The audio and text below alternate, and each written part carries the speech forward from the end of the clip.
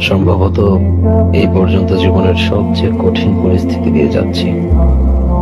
না দৌড়াচ্ছি, না হাঁটছি, তবুও হাঁপিয়ে যাচ্ছে ওভারথিঙ্ক করতে করতে। আমার চোখে শুধু অন্ধকার নেমে আসছে। আমি জানি না আমি কি করব।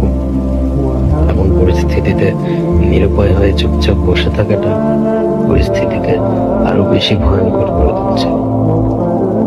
দীর্ঘ সময় ধরে বুকটা ভার হয়ে আছে। কি এক অসহায়ত্ব। সম্ভবত এই পর্যন্ত জীবনের সবচেয়ে কঠিন পরিস্থিতি দিয়ে যাচ্ছি। না দৌড়াচ্ছি, না হাঁটছি, তবুও হাঁপিয়ে যাচ্ছে ওভারথিঙ্ক করতে করতে। আমার চোখে শুধু অন্ধকার নেমে আসছে। আমি জানি না আমি কি করব। এমন পরিস্থিতিতে নিরুপায় হয়ে চুপচাপ বসে থাকাটা পরিস্থিতিকে আরো বেশি ভয়ঙ্কর করে তুলছে। দীর্ঘ সময় ধরে বুকটা ভার হয়ে আছে। কি এক অসহায়ত্ব।